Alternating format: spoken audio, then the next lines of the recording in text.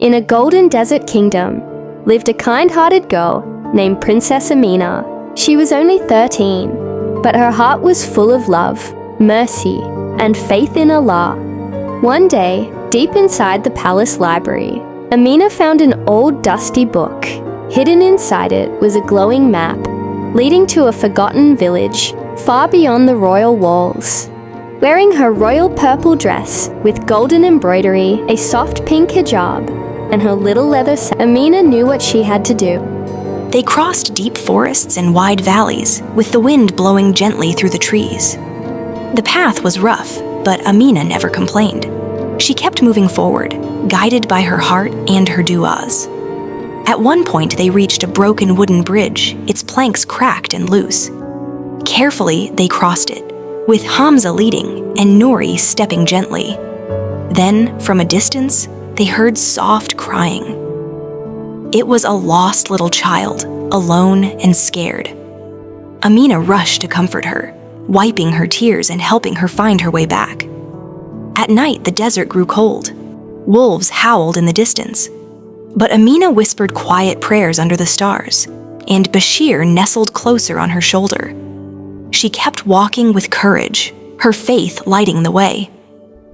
After many days, they finally reached the forgotten village. It was dry and dusty. There was no running water, no school for children, not even a masjid to pray in. But the villagers were kind and full of hope. They welcomed Amina with open arms. She looked around and smiled, saying softly, "We'll help each other, inshaAllah." Without delay, she joined them to dig. The ground was hard, the sun was strong, but Amina kept going. Finally, cool, clean water began to flow. Children laughed and ran to it with joy. The next day, she gathered the little ones under a shady tree. With sticks and smooth sand, she began to teach them letters and words. They laughed. They learned. Even Basheer chirped proudly as the children answered questions. Then together, with stones and love, they began to build a simple masjid.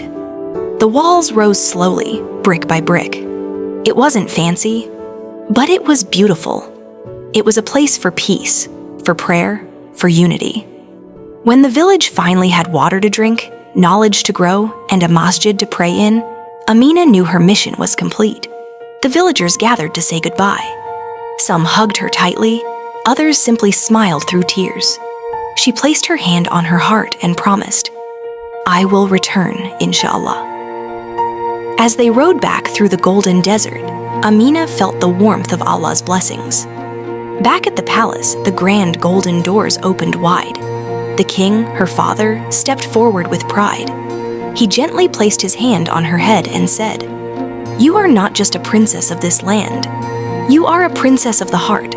The queen embraced her with love and whispered, "You served the people with compassion. That is the real crown." Amina stood quietly between her parents, her loyal camel Noori by her side, and Basheer chirping softly on her shoulder. Looking out across the land, she softly said, "A crown means nothing. If your heart does not feel the